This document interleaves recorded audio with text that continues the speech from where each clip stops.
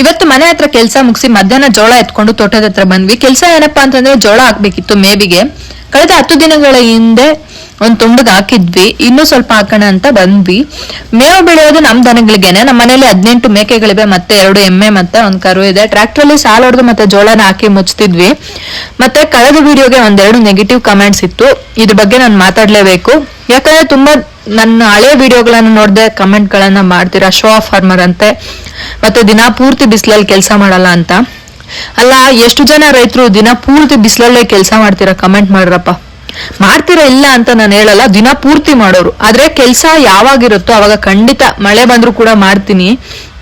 ನಾವು ಮೂಲತಃ ರೇಷ್ಮೆ ಬೆಳೆಗಾರರಾಗಿರೋದ್ರಿಂದ ಹುಳ ಇದ್ದಾಗ ರಾತ್ರಿ 10 ಗಂಟೆವರೆಗೂ ಕೂಡ ಕೆಲ್ಸ ಇರುತ್ತೆ. ಉಳುಮನೆಯಿಂದ ಆಚೆ ಬರೋಕ್ಕೆ ಅಷ್ಟೊತ್ತಾಗುತ್ತೆ.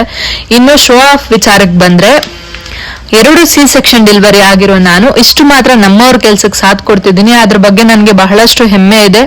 ಮತ್ತೆ ರೋಟ್ರಿ ಬಡಿಯೋ ವಿಡಿಯೋಗೆ ಈ ತರ ಕಾಮೆಂಟ್ ಬಂದಿದ್ದು, ಡ್ರೈವಿಂಗ್ ನ ಕಲಿಯುವಾಗ ಎಷ್ಟು ಬಯಸ್ಕೊಂಡಿದ್ದೀನಿ ಮತ್ತೆ ಎಷ್ಟು ಬೇಜಾರ್ ಮಾಡ್ಕೊಂಡಿದ್ದೀನಿ ಅಂತ ನನಗ್ ಗೊತ್ತು. ಎಲ್ಲಾ ಹೆಣ್ಮಕ್ಳಿಗಿಂತ ನಾನೇನೋ ಗ್ರೇಟ್ ಅಲ್ದೇ ಇರ್ಬೋದು, ಆದ್ರೆ ಆಲೋಚನೆಯಲ್ಲಿ ನಾನು ಯಾವತ್ತೂ ವಿಭಿನ್ನನೇ. ಸೊ ನನ್ ಬಗ್ಗೆ ನನಗೆ ಹೆಮ್ಮೆ ಇದೆ. ಇಷ್ಟ ಇದ್ರೆ ನೋಡಿ, ಇಲ್ಲ ಸ್ಕ್ರೋಲ್ ಮಾಡ್ಕೊಂಡು ನಡಿ. ಕೆಲಸ ಮುಗಿಸಿ ಹೊತ್ತಿಗೆ ಮಳೆ ಕೂಡ ಬರೋ ತರ ಇತ್ತು. ನಾವು ಮನೆ ಕಡೆ ಬಂದ್ವಿ, ಮಳೆ ಕೂಡ ಬಂತು ಇವತ್ತು. ಯಾವ ಊರಲ್ಲೆಲ್ಲ ಮಳೆ ಬಿದ್ದಿದೆ ಕಮೆಂಟ್ ಮಾಡಿ. ಸಿಗುವ ಮುಂದಿನ ವಿಡಿಯೋದಲ್ಲಿ.